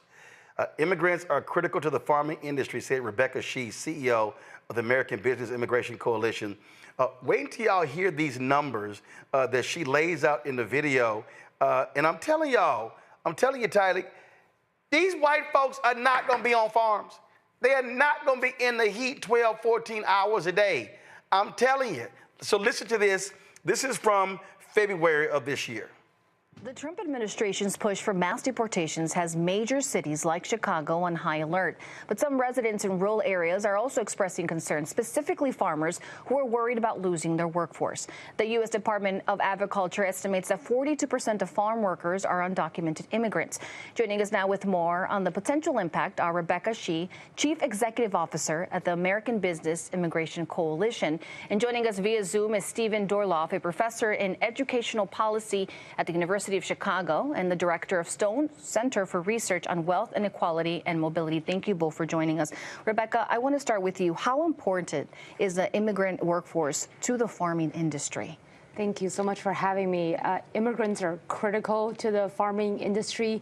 Agriculture is a $3 trillion industry, and 72% of the ag workforce are immigrants. You know, what do you say to those people who have, many different opinions on what's going on with immigration and who should be, who is illegal and who's not, especially when it comes to, such big workforce like farming? Right. Well, we appreciate having eggs on our shelves. I mean, I'm having a hard time finding eggs right now. I'm sure a lot of viewers are as well. We appreciate having avocados and milk. And if you were to just remove a significant part of our farm workforce, we're going to start seeing $20 lettuces, $16 cartons of eggs, or no milk, because nearly all of the dairy farmers and farm workers here in our nation, including in Illinois and the Midwest, are immigrants. Also gonna need that extended warranty. These people crying and whining, Tyler, and they voted for Trump. Absolutely, and I think this is just a sign of when you do not vote your interest in how it plays the game. You now become on the menu per se, and I agree even more with my fellow panelists that this is nothing short of modern day indentured servitude, and it's cruel. And I think it also mirrors a part in American history from sharecropping to chain gangs, and this is just a mirror of that. And I think it's clear you cannot pick your way out of poverty, and people deserve health care without being treated like their state-owned labor. And as you said, if they're going to tell people to get out there in them fields, I can already hear the Michael Jackson meme. They were like, get somebody else to do it. I'm just saying, it's going to be a lot of people just sitting here, just whining and complaining, and I'm just going to sit here and watch it all happen and watch them sing, cry, because again, they thought they were talking about some other people. Mm-hmm. They thought they were referring to some other people, but they are about to learn real quick. No, it was y'all. It was y'all they were talking about. And that's what I'm gonna enjoy the most, Mustafa, because all these people, that's why we had a shirt, pull the graphic up, FAFO 2025. And we got project crossed out. That's for y'all, because they about to learn. See, when they talk about 34 million, a lot of white folk in America go, that's them black folks. Mm-hmm. That's them black folks. We played on the show Tommy Tuberville, talking about them inner city rats, taking federal aid. We got to sit here and do something about them inner city rats. And see, they do that, and they love thinking it's somebody else. But then they look up and realize, no, they talking about you. And see, all these folks in these red areas, they love talking about, and they think it's everybody else. See, these broke white people, and let me be real clear, I'm using the phrases for a reason. These broke, illiterate, sick white people in red states, Texas, Louisiana, Mississippi, Alabama, Florida, Tennessee, Georgia, South Carolina, North Carolina, Arkansas, West Virginia, parts of Virginia. All these folk, they love thinking it's somebody else. It's them people. It's those people. It's them people. That it's not us. We the good people. We the nice people. They not talking about us. They not gonna take our health care. They not gonna take money from us. No, they talking about you. This is Tommy Tuberville talking to the man who took a bunch of money from the Russians, Benny Johnson. Again, he talking about inner city, but he talking about white folks in Alabama. Listen. Yeah, I've spoken several times with Tom Holman, who is basically running the inner city ICE programs. And, he told me, he said he's been pushed at every corner when he goes to these big cities. I'm sure if you get a mayor like this that takes over, it'll even be worse. And that's when you can stop the federal funding. You can do anything. President Trump can do anything he wants when it comes to the federal. Again, these inner city rats, they live off the federal government. And that's one reason we're $37 trillion in debt. And it's time that we find these rats and we send them back home that are living off the American taxpayers that are working very hard every week to pay taxes. Even though his state is the 6th largest in the country that gets federal dollars. I guess he's talking about rural rats too, like in Alabama. Yeah, if that's the criteria that he's going to operate from, that's just the reality of the situation. I've worked with a lot of communities, over 1,000 communities in our countries, and a number of those have been lower wealth white communities. And when I come back to Washington D.C. and hear how some of these folks talk about poor white folks, they don't see them as human, right? They see them as less than. And I wish that, our lower wealth white brothers and sisters understood, that these folks do not value them and that they should be operating, in partnership with all the other vulnerable communities and individuals who are out there so that you could actually make real change happen, because these folks just use you. That's the reality. I know it personally. I grew up in Appalachia. I've seen the disinvestment in so many different types of communities, of course, Black communities and brown communities, but also in lower wealth white communities. And so when you see people like Tuberville or all these other individuals, who are making salaries that, folks who are out there just trying to survive would love to have, that's the dynamic that's playing out. So I'm gonna give everybody a quick stock tip as well, Roland, as I pass it back to you. If you want to make a whole lot of money right now, then go out and invest in sunblock. And I guarantee you, for all those folks who are going to have to be out there in the fields, you're going to make some money. Yeah, absolutely. All right, y'all. Gotta go to break. We come back. Our ShopBlackStarNetwork.com marketplace segment. We'll talk about, that's right, Black-owned tissue company. Yeah, seriously. Back in a moment. On the next Get Wealthy with me, Deborah Owens, America's Wealth Coach, less than 5% of the top executive positions in corporate America are held by women of color. We know it's not because of talent. A recent study says that it's microaggressions, unconscious bias, and limited opportunities being offered to women of color. On our next show, we're going to get incredible advice from Francine Parham, who's recently written a book sharing exactly what you need to do to make it up into the management ranks and get the earnings that you deserve. I made a point to sit down and I made a point to talk to people. And I made a point to be very purposeful and thought-provoking when I spoke to them. That's right here on Get Wealthy, only on Black Star Network. This week on the other side of change. Mass incarceration, Trump administration is doubling down on criminalization, and how it is profitable. And there's something really, really perverse about saying that we need to put people in cages in order for other people to have jobs. Like, that is not how our economy should be built. Only on the other side of change on the Black Star Network. Next on the Black Table with me, Greg Carr, the enigma of Supreme Court Justice Clarence Thomas. What really makes him tick, and what forces shaped his view of the world, the country, and Black America?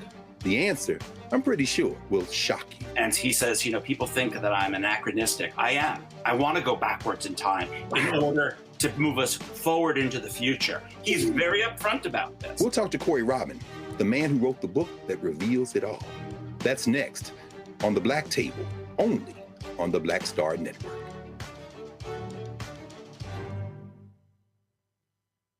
Hey, what's up, y'all? I'm Devon Franklin. It is always a pleasure to be in the house. You are watching Roland Martin Unfiltered. Stay right here.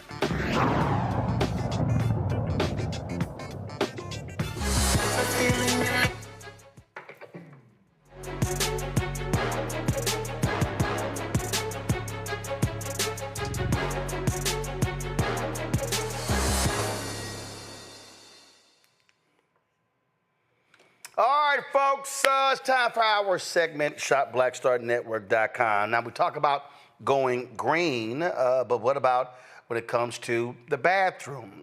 All right, we're spotlighting Leafy, the eco-friendly brand that's reinventing everyday essentials. And so they've got bamboo toilet paper. They've got tissue paper as well. Joining us right now, co-founders Marvin Green, Charles Peaks. Glad to have both of y'all here. So, all right, so how'd y'all decide to say we're going to do eco-friendly toilet paper and tissue?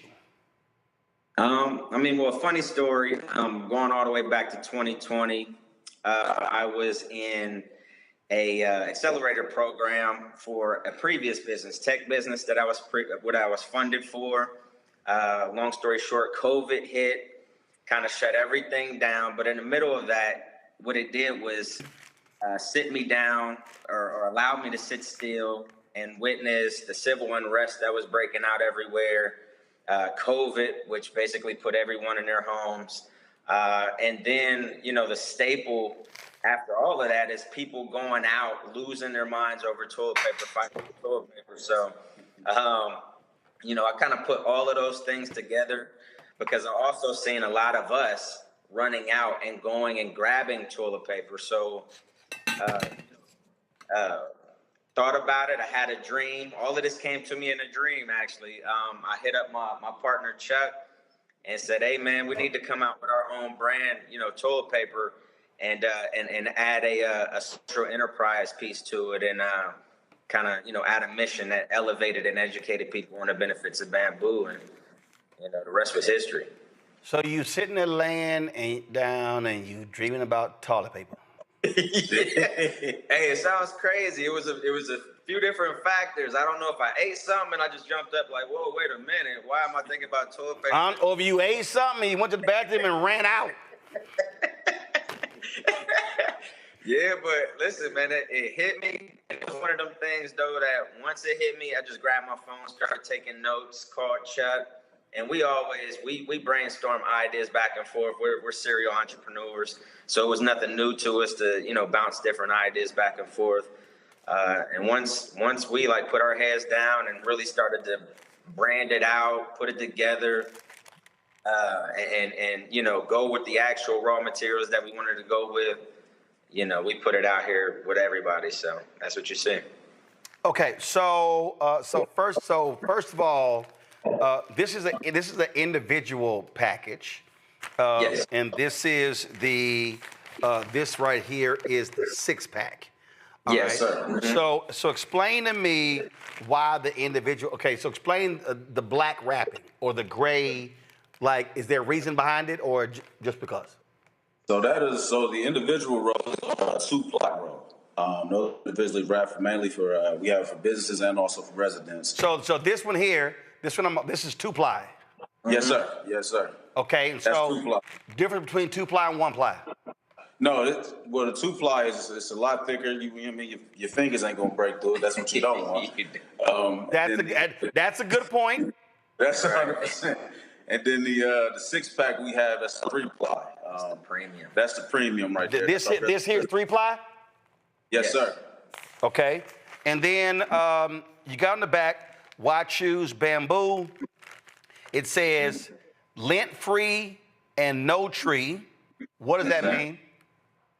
It means no lint. You know, when you go and guys, we're not really trying to examine the toilet paper. We just hey man, listen, we trying to sell some damn toilet paper. So you need to explain why to buy you and not Charmin.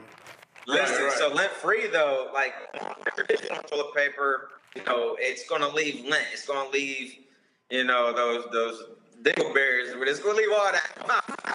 Man, look, hold up, dog. You can't be trying to sell toilet paper and you scared to talk about toilet paper.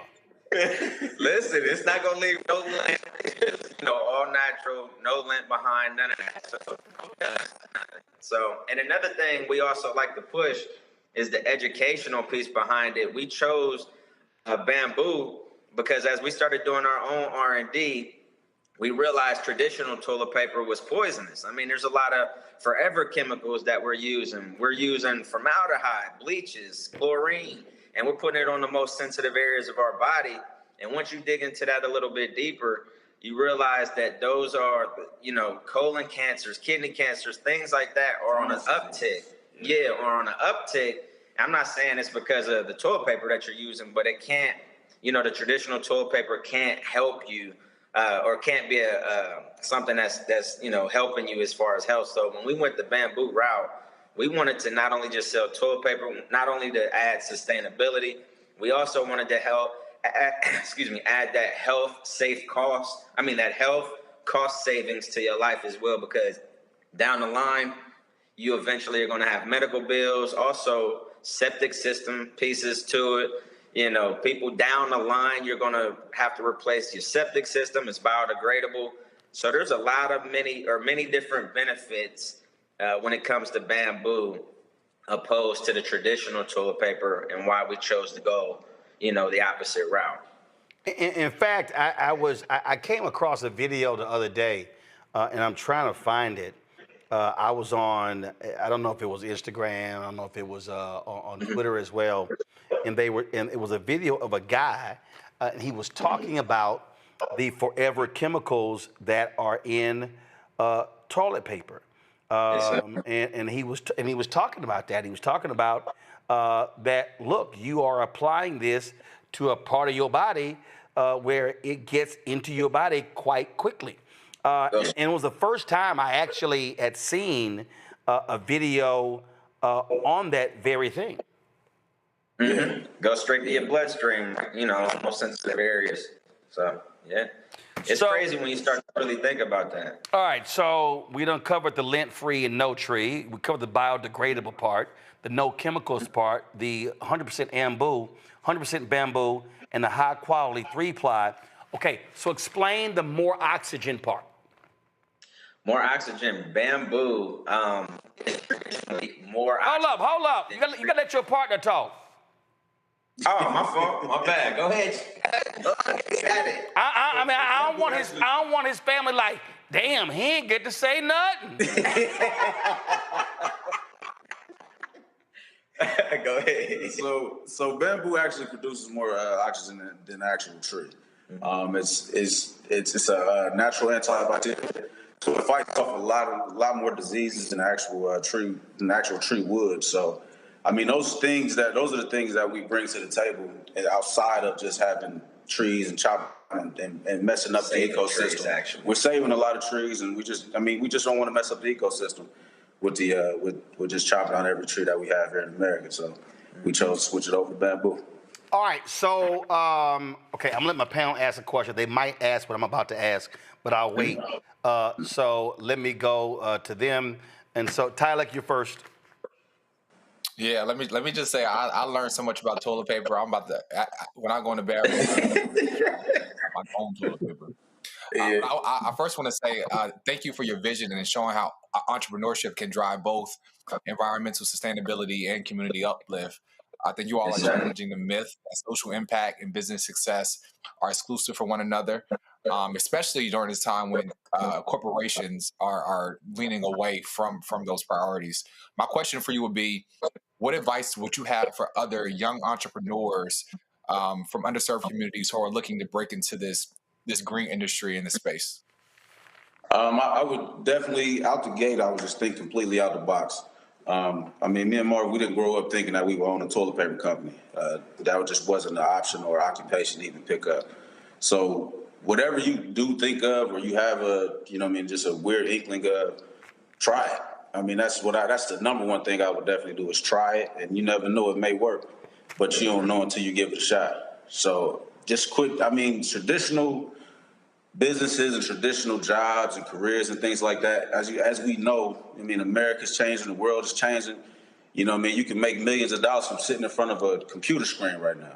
So you never thought that was possible back in the day. So now, I mean, I would just say completely think all the way out the box, and it should work. I mean, you never know. And I just add in there, I mean, as us both kind of see, just be persistent. You're going to go through some days where it's like, man, this ain't it. But you got to stick with it. You got to go through those ups and downs. You got to learn. You got to go through the fire, and basically be refined to become the person that you're supposed to be in order to handle what it is that you're trying to create. So I would say just be persistent and stay firm in what it is that you believe and make impact happen. All right, Larry. Yeah, gentlemen, congratulations for, thinking outside the box. So my question deals with, what are you projecting over the next 3 to 5, even 10 years out in terms of market share, or percentage of market share you think you could capture over the next 3 to 5 or even 10 years out? Great question. So we actually believe that we can capture about 10%, and that's been, aggressive with it, 10%. But we also have community that's backing us. Going back early 2024, I would say that we realized we had community is because when everything shut down with DEI, we were actually onboarding with, Cleveland clinics. We were onboarding with a lot of major corporations, and then supplier diversity programs shut down, which kind of put us at a pause. But what we did was we took a video that we had with Chase Bank that was already featured across the country through Chase, and shopped it around through social media. So we really got to see the impact of what social media could do, and it allowed us to go viral. But from that, we're pushing almost, close to about $1 million in revenue this year just from that social media impact that we have seen over the past few months. And then that allowed us, what we just launched maybe a few days ago, is our equity crowdfund campaign, which now takes our mission and then allows not only to educate and elevate our people, but now gives them an opportunity to invest in our company and grow with us. So our valuation right now is about $6.8 million, but we look to grow this thing along with community and bringing them on board through crowd equity, to push it a little bit higher and really capture a lot of the market share. Because right now everybody's focused on there are a few that are. Hold on one second. Hold on one second. You started breaking up there. Finish that last point. Can you hear me? Yeah, go ahead. Okay. Yeah. Finish. Yeah. So we plan on capturing about 10%. I would say 8 to 10% over the next 3 to 5 years. Okay. So, where is your? Let's see here. I'm on a website here. Where's your equity crowdfunding campaign? Equity crowdfund campaign is on WeFunder. People can find that at www.wefunder.com/Leafy. Yep, /Leafy. Okay. And it'll pull us right up. All right, here. Let's see here. All right. Yeah. We just launched it a couple of days ago. That actually is about to update to around 42,000, but it's going pretty fast. And we're going right now. This is just friends and family round, but we're going to lock it, or we're going to shut it down at 100K, and then it's going to open back up at a different valuation. But so right now it says 17,800 of a $50,000 goal, but you're going to actually raise that to 100,000 goal. Yes, sir. Yeah, the goal is 100, but once it closes at 100, we're gonna reopen it again, but it's gonna be a different valuation. This was just like friends and family round. Got it. Okay, all right. Mustafa. Yeah, well, first of all, congratulations. Y'all doing amazing work. I mean, I personally invest in greener forms, green businesses and greener forms of energy. Just real quickly, I think it's about 38,000 trees, no, 85,000 trees that every day are culled to create toilet paper. It's about 34 million a year. So you all are actually in a really good space and being able to also help our communities both breathe and the waste impacts that often are inside of our communities. I'm curious about, you currently have the toilet paper, but are you also thinking about other products? And if so, what do those look like? Well, here we go right here. We got this is the tissue.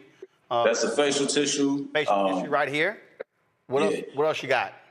So we are working on right now, we're working on our paper towels. Those should be releasing here within the next 3 to 4 months. Then also we'll move over to paper plates and forks and napkins, bar napkins and CFOs and things of that matter. Yeah, the facial tissues are already they're in beta test through our hotel partners. Right now. Yeah, so we're getting real time feedback from the actual people who stay at these hotels to kind of integrate if there's anything that we need to change before we release it to the public. So those are about ready to go. Okay. All right then. Let's see here. So again, if y'all want to get the product, go ahead and pull it up. shopblackstarnetwork.com. That's where you can actually. No, that's not what I want, y'all. I don't want the graphic. Okay. Guys, y'all gotta do better. When I ask y'all to go to shopblackstarnetwork.com to buy the product, I need y'all to go to the website. Okay, so go to the website. So you see it right here.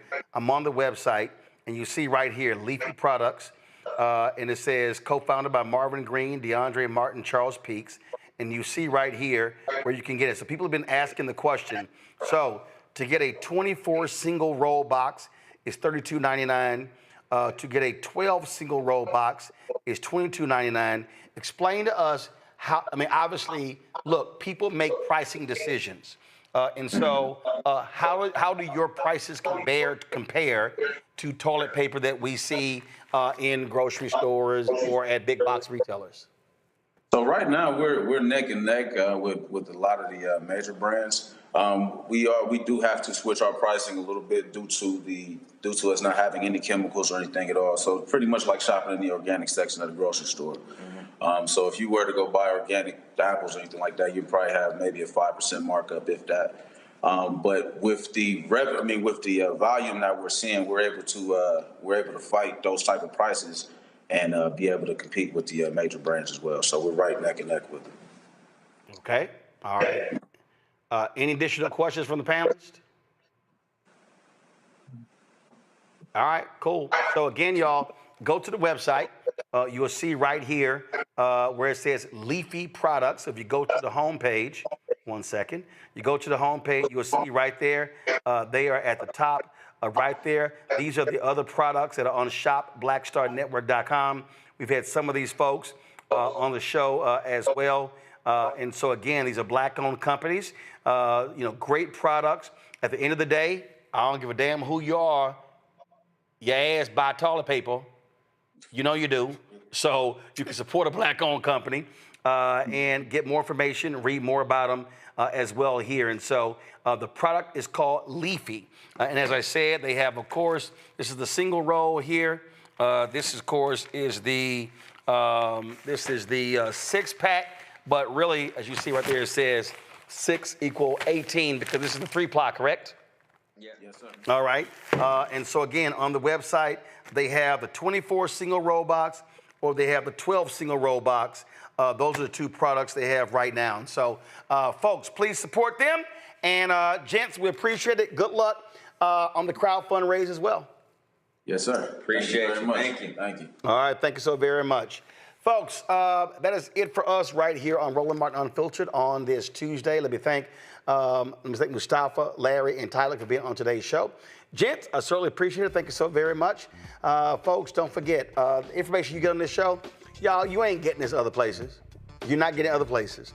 Ain't nobody else in Black on Media doing what we're doing. So we need your support for us to continue doing our work. Join us by joining our Bring the Funk fan club. Your dollars allow us to be able to fund the operation, fund our 5 shows, do all things that we do. So please support us. And so, Cash App, you see the striped QR code. Here we go right here. And then if you're listening, go to Roland Martin Unfiltered or blackstarnetwork.com to get the link. Checks in money order, make them payable to Roland Martin Unfiltered. Send it to P.O. Box 57196, Washington, D.C. 20037-0196. PayPal's R Martin Unfiltered. Venmo's RM Unfiltered. Zelle, Roland@RolandSMartin.com. Roland@RolandMartinUnfiltered.com. Don't forget, download the Black Star Network app, Apple phone, Android phone, Apple TV, Android TV, Roku, Amazon Fire TV, Xbox One, Samsung Smart TV. You also, of course, can get my book, White Fear, How the Browning of America is Making White Folks Lose Their Minds, available at bookstores everywhere. Be sure, of course, to get our swag. That's right, get our shirts and all of our good stuff. Go to rolandmartin.creator-spring.com.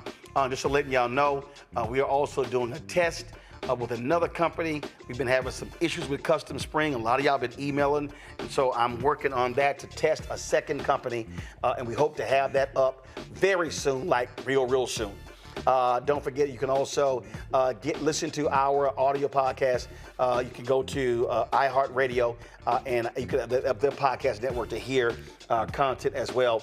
And of course, be sure to download the app Fanbase, and you can download it there. And of course, you can get more information on the crowdfunding raise. They've raised $12.5 million of $17 million. So go to startengine.com/Fanbase. Y'all, that's it. I'll see you tomorrow, right here. Roland Martin Unfiltered on the Black Star Network. Holla! Right now, it's time for Truth Talks.